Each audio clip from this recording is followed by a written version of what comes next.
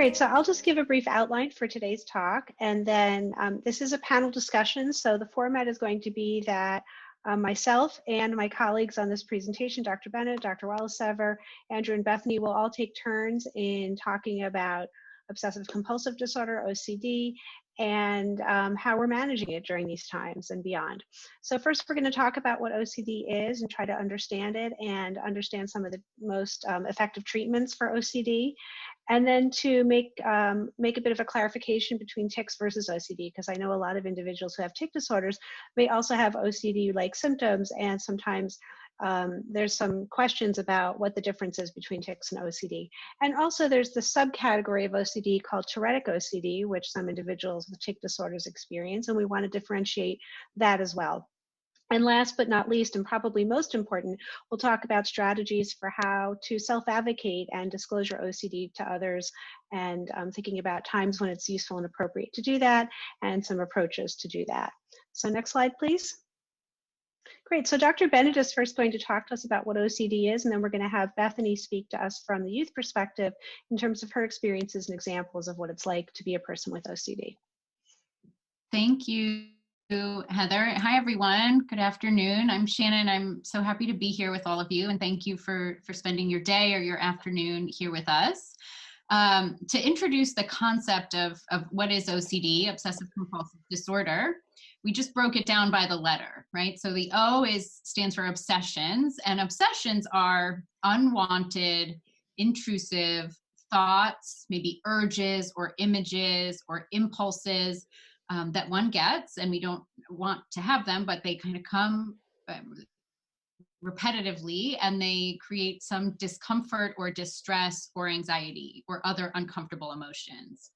The C is compulsions, and compulsions are the repetitive or ritualistic types of behaviors that someone does specifically to relieve those uncomfortable feelings, to relieve the anxiety or the distress or the disgust or the other unwanted feelings that come as a result of the obsessions or other anxiety triggers. We feel like we have to do them. It feels compulsive. We have to do them often repeatedly. And for some people, they might feel like if they don't do it, something bad might happen. It may be connected very closely to the obsession. The compulsion and the obsession may be similar in their content, or it may just be a feeling. I have to do this compulsion until it feels right, or it feels even, depending on what the thoughts and the behaviors are. And we all have some amount of superstitious things that we do, or repetitive rituals, or we like to do things in a particular way. And to a point, that's okay, but it becomes a problem when the obsessions and the compulsions take up too much time. If they're taking a lot of time out of our day, or they're getting in the way of other things that we want to be doing or need to be doing, or distracting us from other parts of our life that are important, that becomes a problem. And the distress can also be a lot to handle. And the other thing that's complicated is the more we give in to this cycle of obsessions and compulsions, the more time we spend on it, the more we pay attention to it, the worse it tends to get. So the more we kind of feed the cycle, the more it tends to happen. Now, all of this is sort of set against this backdrop that when we're experiencing something stressful, or changes in routine, or not feeling well, or feeling run down, or any sort of external triggers can make this worse. And all of us right now are in the midst of kind of a year-long stressful event, right? The backdrop of COVID-19 for many people with OCD symptoms, as well as just the general population, has brought on a lot more stress and anxiety, and perhaps made some of these symptoms even worse, either specifically because they were related to illness or in some way specific to COVID, or maybe just the general stress and disruption in our normal routines and the coping strategies we used to enjoy doing aren't available to us. So we recognize that COVID has made all of this a little more complicated. So Bethany's going to share with us some of her own examples and how she understands OCD. So OCD is a strong compulsion to do something. I tend to wash my hands a lot to get rid of germs, because I just don't like germs or anything sticky or gross that, I align things, figurines and other things in a certain way. Everything has to be organized and in a certain manner. I also don't like being disrupted while doing something and having to stop and do something else, because it just, once I'm in doing something, it's really hard to break away. And if I have to, it makes me a little irritable. But it can be beneficial. I have the OCD does help me with cleaning and organizing, very useful for certain jobs. But there's also, limitations to, don't listen to the OCD, listen to the CDC, to the guidelines they have. Don't, overdo it, I guess. Although it's kind of hard, especially when you have to wash your hands a lot now because of COVID. Just, make sure you're doing it in a moderate sense. So, next slide. Thanks, Bethany. Those are it's helpful to hear the specific examples, and thank you for sharing those.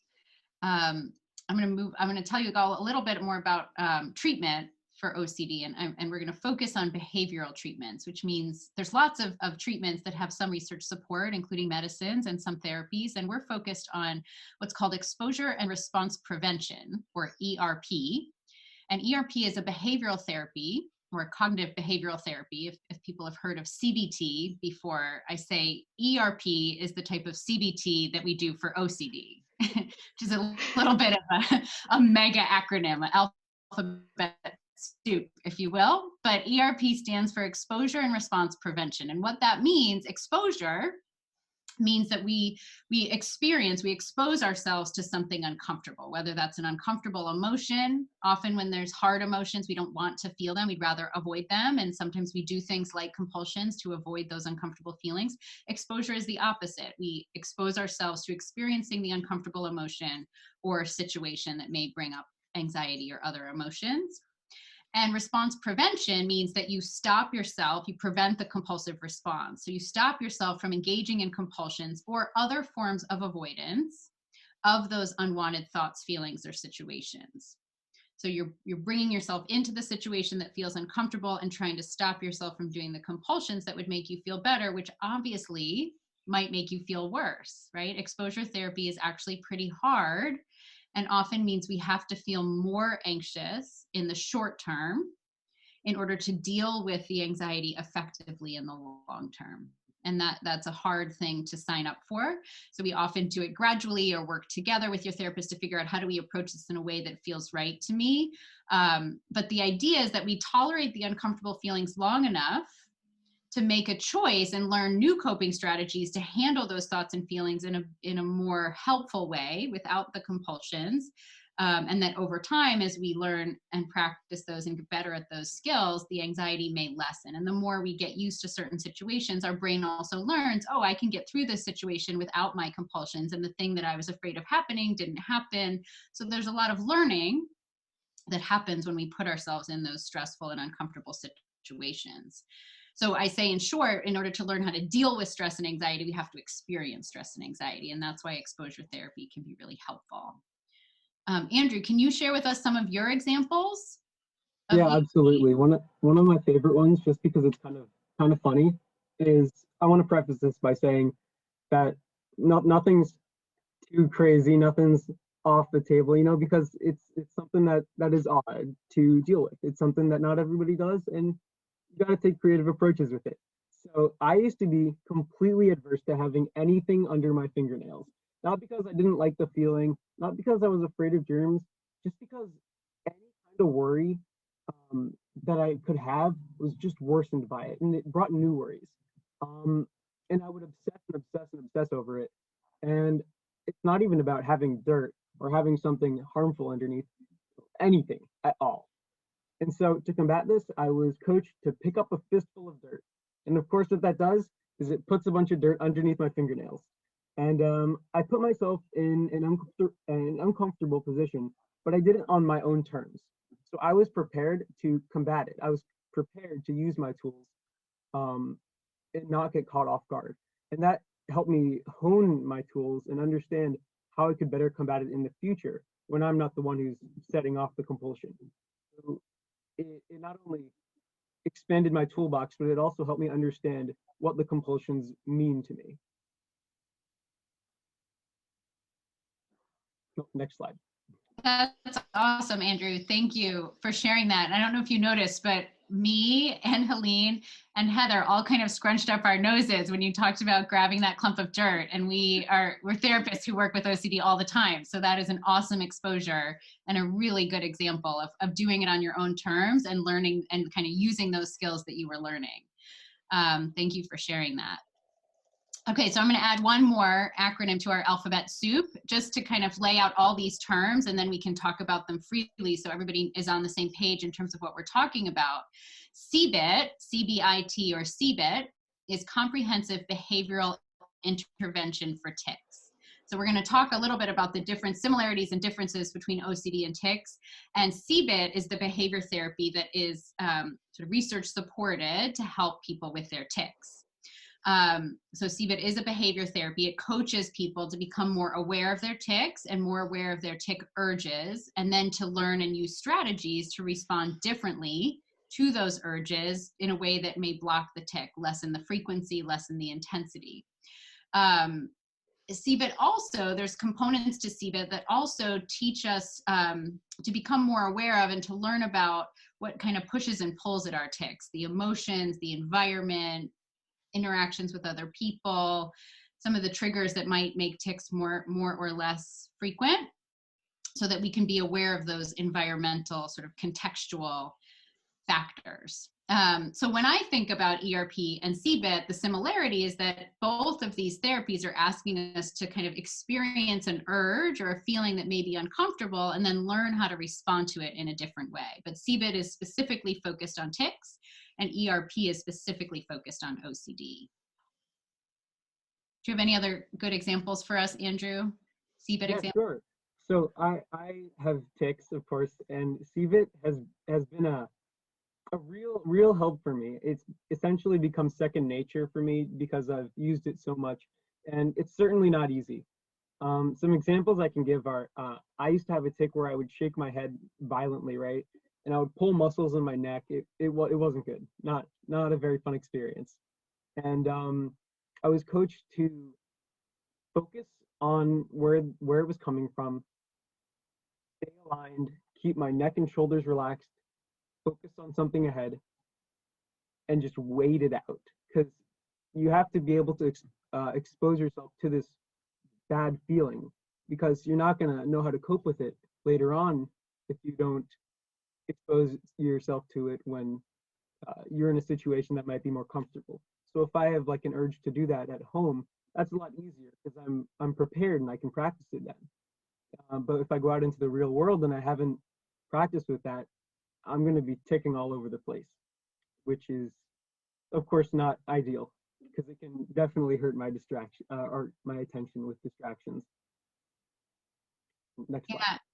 Andrea, you bring up a good point that both of these therapies require a lot of practice and maybe practices in safe spaces like home or your therapist's office. So then when you go into those environments where you may feel more triggered, you'll feel kind of ready, like you've worked those muscles and now you're ready to run the race, sort of. Absolutely. And something I want to say is that, truthfully, when I first did it, I was thinking, this is really hard. I don't want to be doing this. This is like, I feel like this is more work than it's worth. But I could not have been more wrong. I mean, like several years later, and the improvements that I've been able to make, I've just, so many of them can be owed to this kind of therapy. It's pretty phenomenal. Wow, thanks, Andrew. That's really awesome for you to share that. As a therapist, we see people go from the hardest parts to we kind of see them through to when it becomes easier. But your firsthand experience is just so valuable. Thank you for sharing it. Next slide. Okay. So there is a fair amount of overlap, as you've all alluded to, between tics and obsessive compulsive disorder.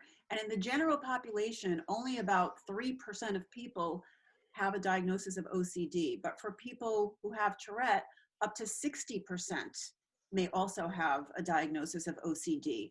And when symptoms emerge in the early ages, like between ages 8 and 12 versus later on in adulthood, there does seem to be a genetic relationship, according to research, between OCD and Tourette's. And something that tics and compulsive behaviors have in common is that they are both negatively reinforcing.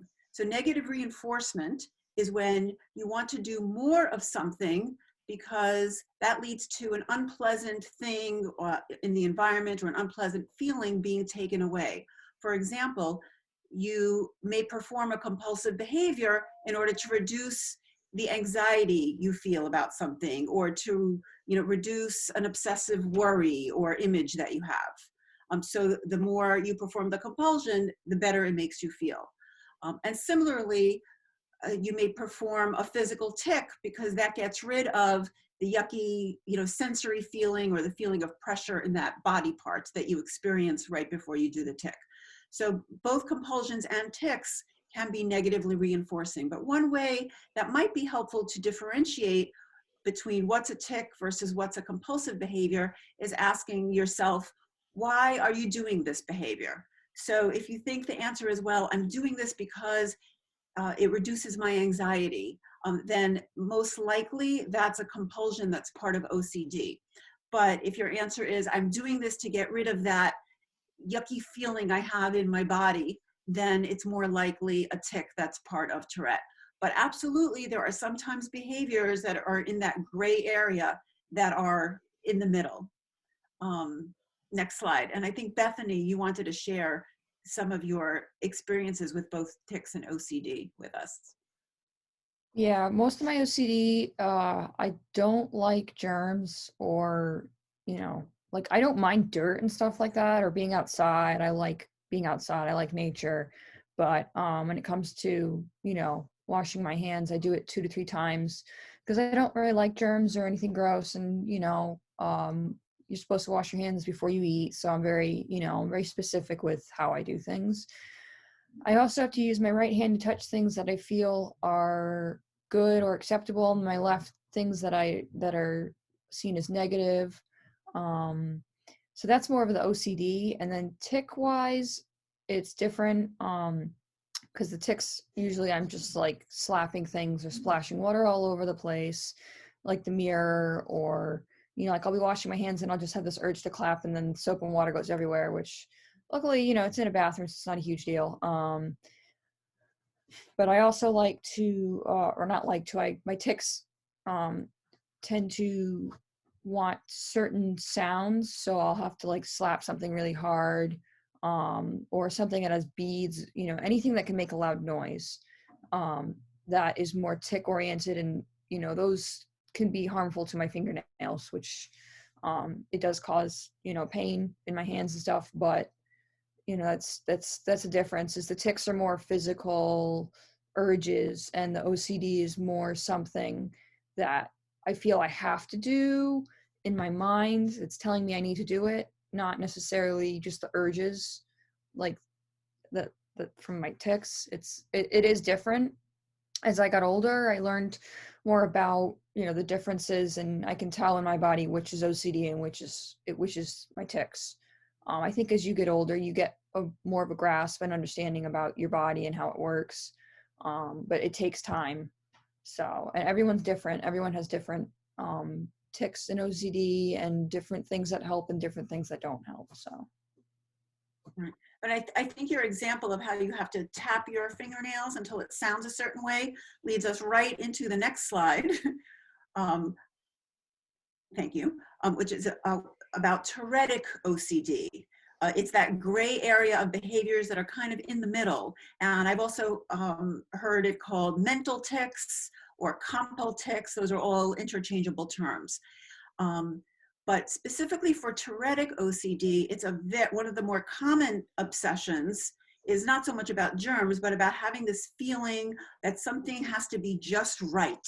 It has to be symmetrical, it has to be very precise.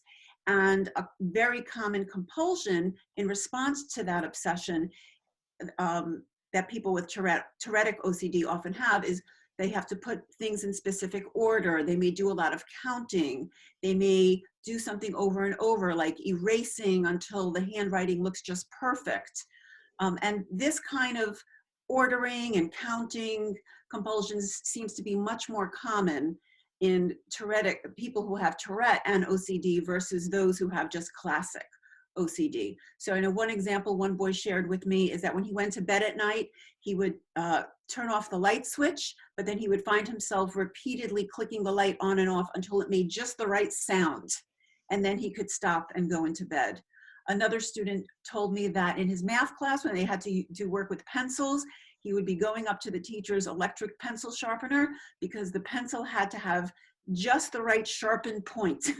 So he ended up actually getting mechanical pencils to figure out a very creative way around that. But it was this sense of, they had to perform this behavior not because if they didn't do it, something awful would happen, but they just had this sense of it has to be just right. It has to happen or this way, or I'm going to explode. That's a very common explanation that I have heard.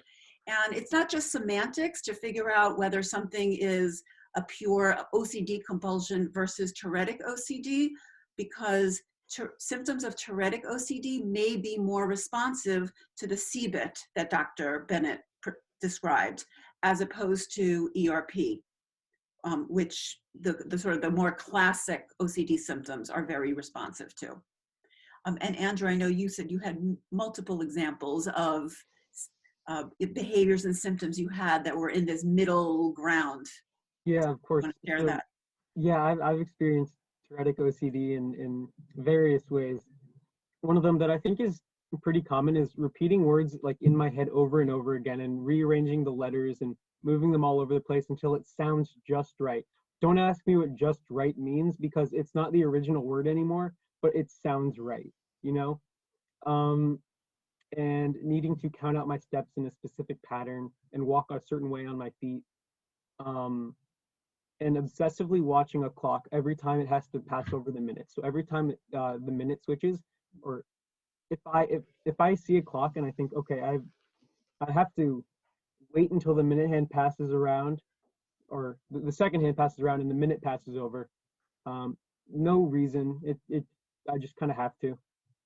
And obviously, this is really, really distracting because I could be waiting there for like a whole minute just waiting for this thing to turn from a 6 to a 7 for absolutely no reason.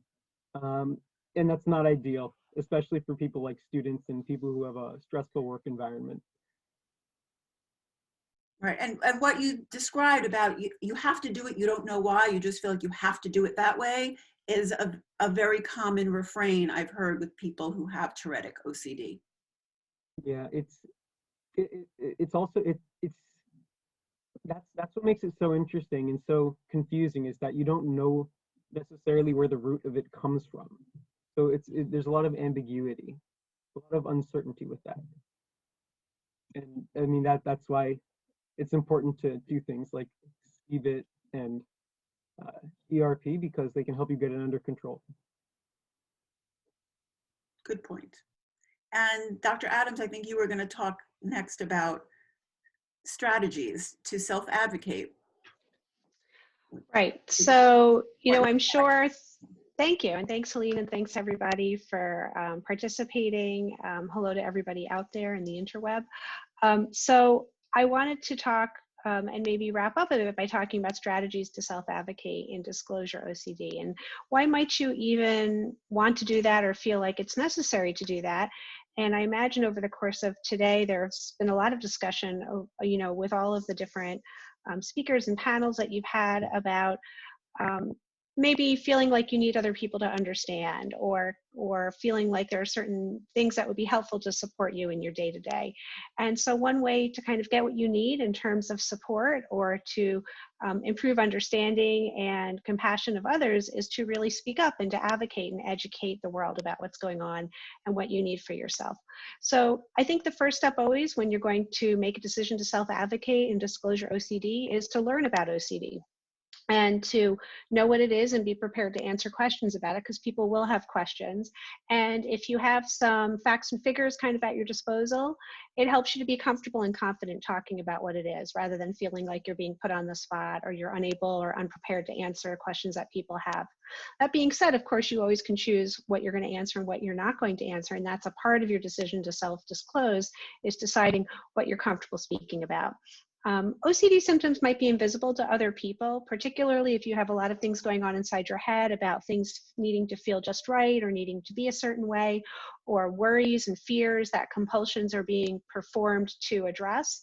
People may not realize that the reason that someone performs a particular compulsion or ritual is to reduce a worry or to address a just right feeling. And that piece of it might be invisible, and it might be really important to explain to other people, this is why I'm doing this. And it's not that I'm trying to slow down an activity or be defiant or not listen. There's a reason behind it, and this is the reason. Once you do make a decision to disclose, it's good to make a game plan. So decide what you're going to share and why you're going to share it and how you're going to answer questions that might come up. And it can be really helpful to practice with someone you trust. That could be a parent, it could be a friend, it could be a coach or a mentor or a therapist, somebody that you know you can trust to go back and forth with and practice. And then once you're ready to start testing the waters out in the world, engaging in activities like volunteer work or part-time jobs are nice places to begin practicing advocating for yourself and what you need if there's any support or understanding that you want to ask for, because those are real world situations where you can begin to have those conversations. The other thing we really encourage folks to do, especially as they get into their teen years and beyond, is if you have a Section 504 plan, accommodation plan at school, or an individualized education plan, an IEP plan, we really encourage folks to attend their meetings at the school and to participate in those meetings to the extent they feel comfortable. Watching your parents and teachers speak up on your behalf can provide a role model for you to learn how to do that for yourself. It helps you to learn what your rights are in school and in the workplace. And also make sure that decisions that are being made about you are being made with you. Some examples of sort of phrases that you can use if you have a teacher who doesn't really understand why note-taking is hard. If there's a writing OCD issue, for example, you might say, well, it's hard for me to take notes. Can I get a copy of this from the smartboard? Or I have a hard time filling in bubble sheets because OCD makes me feel like I have to do it just exactly right and it slows me down and I run out of time. Can I write my answers directly in my test book? That could be a way to have a conversation with teachers. Friends might ask, well, why do you get extra time for a test? Or why do you keep doing that thing? And you know, you can say as much or as little as you want, depending on the relationship you have with that peer. But one thing you might think about saying is, well, you know, a doctor tested me and said I need extra time because stuff in general takes me longer. And you just can kind of leave it at that. You don't really have to get into the details if you don't want to. There are lots of ways to self-advocate. And I know already some questions have come up in the chat about, is there going to be a chance to talk and share amongst ourselves as part of this panel? Absolutely. I think we're going to be transitioning to that fairly soon. And it'd be really nice and interesting to hear what folks have to share about their own experiences in advocating for themselves. So next slide, please. So I think we also have examples from Bethany and from Andrew about their own experiences advocating and disclosing their OCD. So I'm going to turn it over first to Andrew and then over to Bethany to talk about that a bit.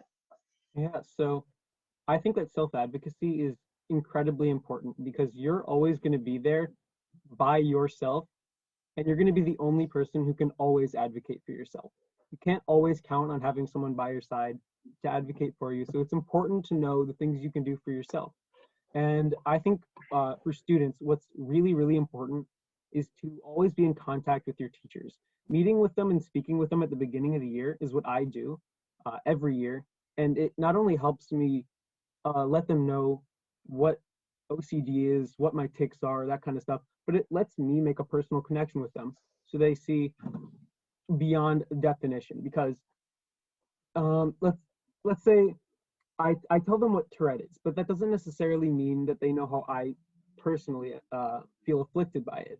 So it's important that they understand from my point of view, because everybody's case is different and everybody experiences it differently, and it affects everybody one way or the other, right?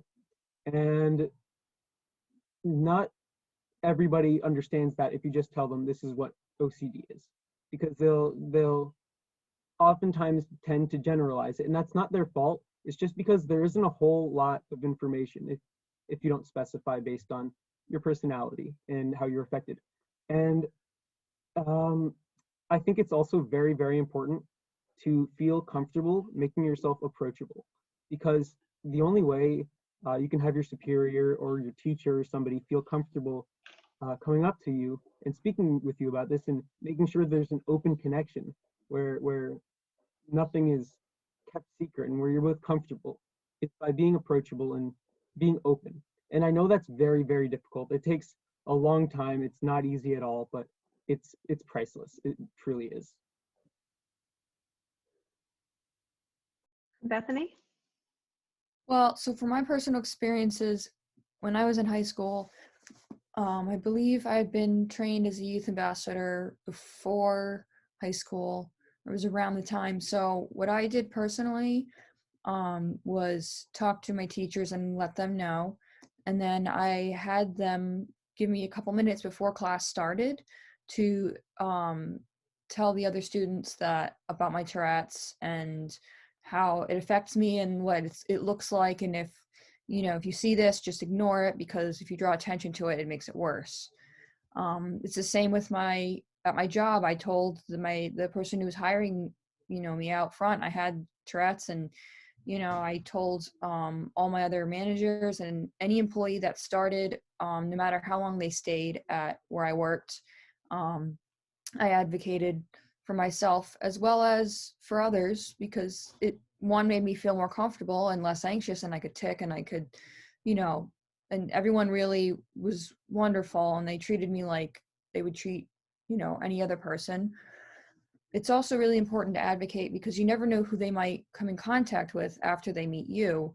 They could meet someone else who has Tourette's or OCD, and they may or may not know that they have it, but if they come in contact with someone else and find out, they can treat them like they would treat other people, because they know someone who has Tourette's, they've heard from them, and they have a better understanding of it, so that any other people they meet, they know, oh, this person just does this thing, and just treat them like any other person. So, but yeah, so. Thanks. And I think, to pick up on what was just said, I think, that advocacy helps yourself for sure, and also helps to pay it forward for other individuals coming along. I know I've already seen comments in the chat that teachers or administrators may not understand or may not follow IEPs, and I think the more that we can speak up and educate, the more that understanding can be disseminated. I'll also reinforce the role of the Tourette Association, which is an advocacy organization, and so we have the Tourette Association there to have our back, so that if individuals are advocating for themselves and want that extra support behind them in their corner, they can always reach out to the Tourette Association and educational advocacy that group does, as well as educational advocacy organizations that every state has to help if you're feeling like you're not always making headway with folks at your school or your workplace. But I also want to reinforce Andrew's approach of kind of personally going to people and not just saying I have Tourette, but here's the example of what Tourette is like for me, or here's the example of what OCD is like for me, to really personalize it so that people understand what it's like for you as a human being, in that space with you. So to summarize, I think what we talked about today is that it can be helpful to know what OCD is and how treatment works. That helps you to get back in control so that OCD doesn't really boss you around. I think knowing that strategies like exposure and response prevention for OCD and CBIT, behavioral intervention for tics, those sorts of strategies, behavioral interventions, help you to feel like you can be the boss of what's going on, as opposed to the OCD or the tics being the boss. And that's really empowering experience. It's also helpful to know the difference between OCD and Terretic OCD, because they might need those different approaches of the ERP, the exposure response prevention, versus the CBIT, the behavioral intervention for tics approach. Being able to self-advocate can get you ready to take on life's challenges and develop independence and self-confidence. And asking for help is always, it's an important life skill. We all help each other, and we all benefit from being helped, no matter, where we come from in this world. And all of us here today, I think, recognize that COVID is just making this an especially tough time. And Dr. Bennett talked about that by, articulating the fact that when we have additional stressors in our life, it can make the things that we're dealing with be a little more challenging to deal with. But I think we're all getting through this. And when we were planning this presentation as a group, there was really consensus that if we can get through this time, we really can get through anything. And we know we're going to learn lessons from this period, this challenging period that we'll carry forward. Lessons in patience, being more aware of our surroundings, and sharing the experience with others and supporting one another to get through it. So we really want to reinforce that collective experience that we're all in this together and we're all here to help each other. So with that, I think we do have time for discussion and to address some of the comments and questions that are coming through in the chat. So thank you to my co-presenters, Bethany, Andrew, Helene, Shannon, and we look forward to hearing your questions and comments. I'm going to stop sharing my screen because I couldn't see the chat, but feel free, you guys can check out the chat, see which questions have come up, and you can answer them. If you're most comfortable doing with that, we can do it that way, or you can have people unmute and ask questions as well, whichever is better for you. Why don't we start with the ones that have built up in the chat, so those folks who've been waiting patiently, we can address your comments and questions. So I'll just read them out, and then our panelists can jump in and address them. One thing that I think I'll reinforce in terms of ERP or CBIT or advocacy or whatever you're going to do for self-management, it's always challenged by choice. They're your tics, they're your OCD, it's your advocacy sort of decision, and so you kind of choose the challenge you take on and what you're ready to do. We have questions here maybe about some specific types of tics and OCD. I'm going to put those together in a group, and maybe kind of we can talk about those kind of as a group as in terms of sort of general approaches, because I don't know if we, without really getting into lengthy discussion about each individual's sort of background, I don't know that we can get into specifics, but I'll just kind of go through some of those as a group, and then maybe the panel can discuss them. So there was a question about nail biting. I'm not sure if that was a tic or an OCD, but it was a nail biting behavior. There was also a comment about head movements, moving one's head violently. And there was also, I think those were the two that came up in terms of either tics or OCD. I don't know if we have any input from our panelists about strategies for managing those types of behaviors. So nail biting and head movements. It might go back to kind of figuring out, well, that question of why are you doing it? Is it kind of a tic-driven behavior or is it an OCD-driven behavior? And kind of starting from there. Shannon and Helene, would you agree? Well, Andrew, it sounds like you had the violent head movement thing that caused you some physical neck pain, and that's actually a very common tic, and it sounds like the CBIT strategies were very successful for you. Yeah, absolutely. And I know it's sometimes hard to hear that, like, that's it's tough to do, but it's incredibly useful, right? I might as well have just said sayonara to that tic. If I was to really say anything, it's put yourself in a comfortable environment and practice a competing response, right? If it's shaking your head, you just want to relax. Make sure your neck is relaxed because all the motion's coming from your neck. Make sure your eyes are forward, almost like meditative, because it's going to be like a wave. It's going to get bad, but then it's going to get better. And in the long run, it's going to improve a lot. There have been a couple of follow-up comments about nail biting and clarifying that it might be an obsessive compulsive symptom rather than a tic. I think, that theme of being able to tolerate that discomfort and sit with the thing that's sort of pressing on a person to do the behavior, whether it's an OCD behavior or a tic, that I think is one of the most important themes, is sort of figuring out strategies for working through that discomfort and riding through it and kind of getting to the other side of it. Dr. Bennett talked about the cycle, and so did Helene, the cycle where, if you kind of do more of it to feed it, it keeps happening. And so for both CBIT, for tic management, and for OCD strategies, the theme really is to kind of break that cycle and to interrupt it. And I often use the analogy of don't feed the puppy. So all of you probably have seen, really cute little dogs that come and beg for table scraps. and you give them a little bit of a table scrap, a treat from the table, and they don't say, oh, thank you, I promise I'll never bother you again. What they do is they gobble up that scrap, and then they come back again, and they beg again. And so it becomes a cycle of, you feed the puppy, it has the snack, it goes away, it comes back, you feed the puppy, it has a treat, it goes away, it comes back, and it becomes a cycle.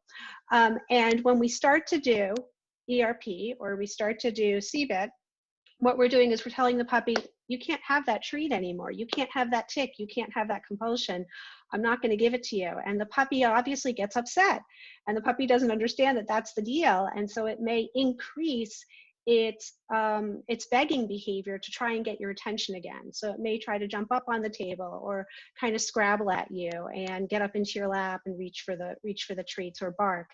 And that's the discomfort that you're feeling when you're resisting. And a lot of times people feel that discomfort and they think, oh, I must be doing something wrong because it's making me feel worse, not better. I'll just go back to doing the tick, or I'll just go back to doing the ritual, the compulsion.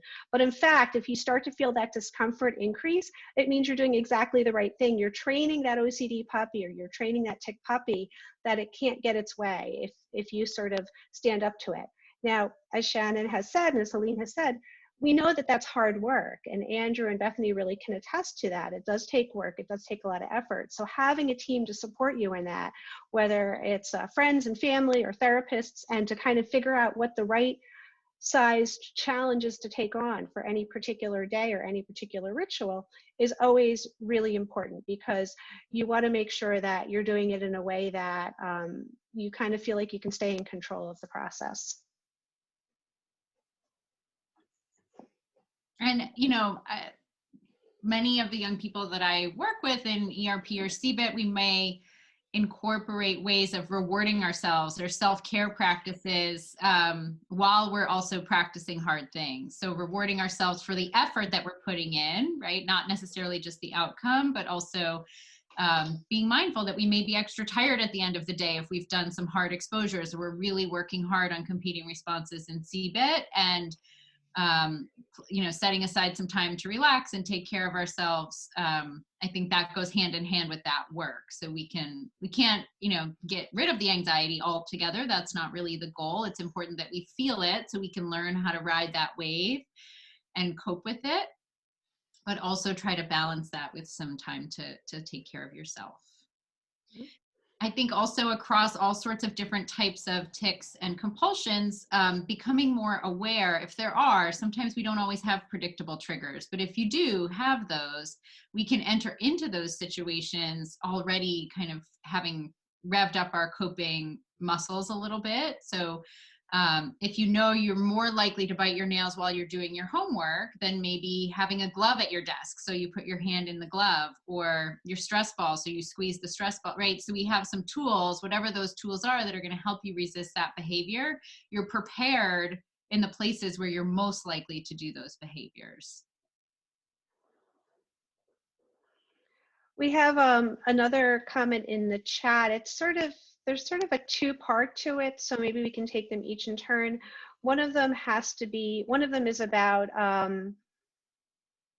how to talk, having language to kind of talk or respond to people who might self-diagnose and say, oh, it's my OCD, and feeling like that might kind of perpetuate a negative image for the community, and whether one should speak up in those cases or one should just kind of leave it be. I don't know if there's a one answer. It probably depends on the context, but I'd be interested to hear what the other folks on the panel have to say about that.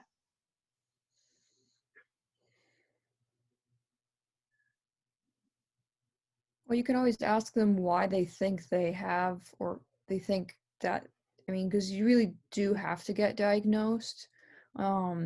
So you could always ask them why they think that they have OCD. I mean, if it shows that they don't, it's hard because you don't know what the person's thinking or how they'll interpret things. But I mean, trying to engage them on the same level and, I don't know, educate them about OCD, about what your OCD is like, and, you know, the symptoms and, you know, the specifics about OCD, so that maybe I don't know, maybe they'll see that it's not OCD. It's kind of a hard subject, but definitely asking them why they think, you know, and then educating them in the process, I would think would be a good idea. Yeah, I've totally noticed people do that. That's essentially a part of internet culture, and just today. So it's a really tough question to answer, but I would like to go to the first part of the question about the talking to someone who may be causing OCD to be worsened with certain factors or so on. And I think the best thing to do there is to just be as transparent as you're comfortable being and be as honest as you're comfortable being. Because without the information, without the knowledge about the things that they're doing, which may cause your OCD to get worse, they won't necessarily know how to act differently in the future. So it's certainly difficult to um, explain to people or to open up about people if you're not comfortable with it or if you're not used to it. But once you are able to build up the confidence, they're able to build up the drive to do it. I think it's incredibly useful because then you can even have another advocate next to you because they'll understand it better as well. So it's all about building community, really. And I think that's a big part of dealing with a lot of this is having people by your side who understand. And really, the best way to have them understand is to essentially be their teacher.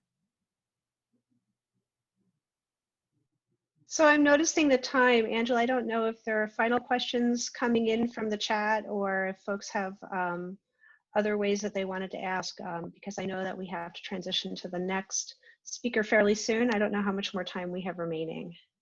You have about 5 more minutes if you wanted to take a few more questions or if anyone has any comments they'd like to share.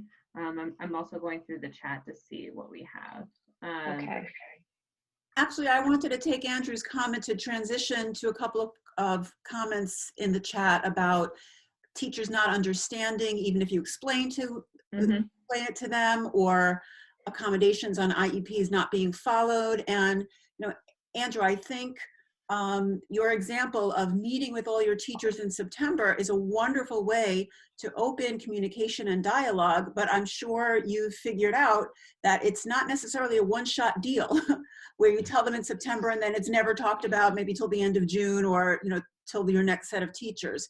And I think, you know, when I've gone into schools to offer teacher training, very often, you know, they're nervous about asking their student, you know, you seem to be having a hard time today. What can I do to help you? Because they're worried about bringing up the Tourette or the OCD if the student hasn't directly talked to them about it. And then it kind of becomes the elephant in the room.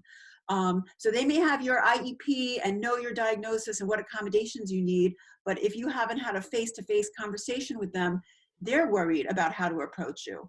And as far as, you know, following the IEP, you know, again, they may have a nice handful of IEPs on their desk. If you've ever seen an IEP, some of them are 10 pages long with a lot of bureaucratic language. So I know some students at the beginning of the year will just have a picture of themselves at the top, no diagnosis necessary, their name, and just the bullet points of the top 3 or 4 accommodations that are most useful for them.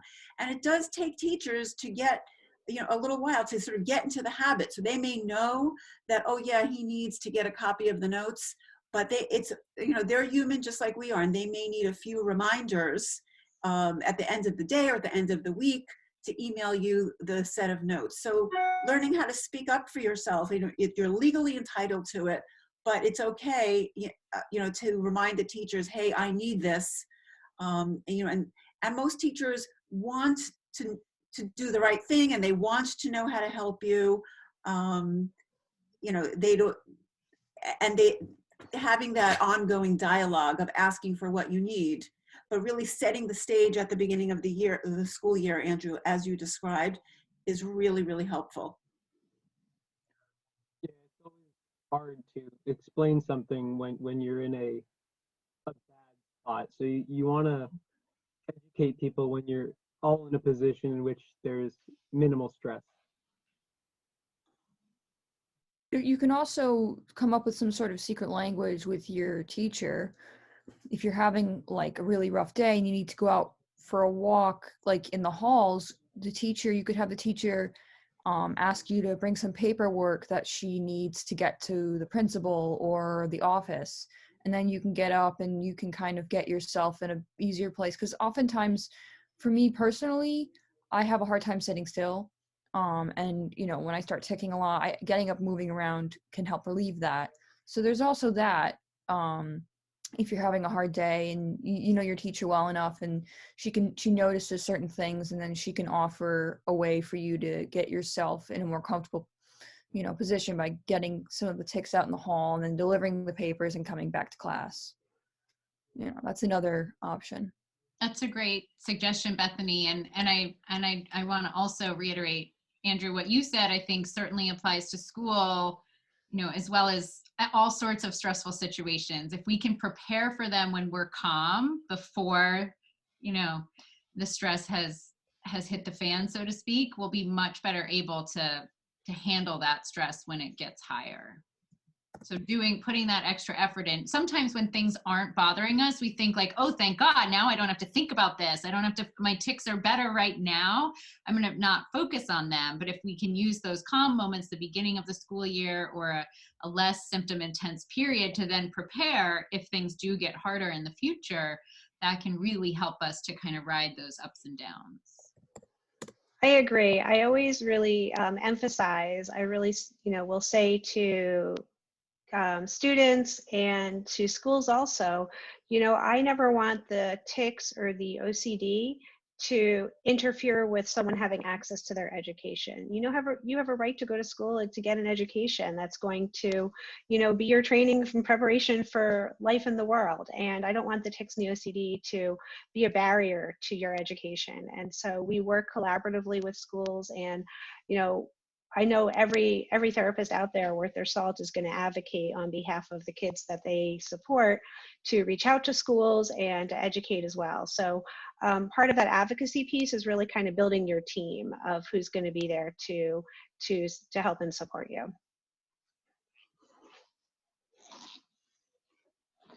Alrighty, well, if there's no more questions, thank you all so much for such a great presentation and dialogue with everybody.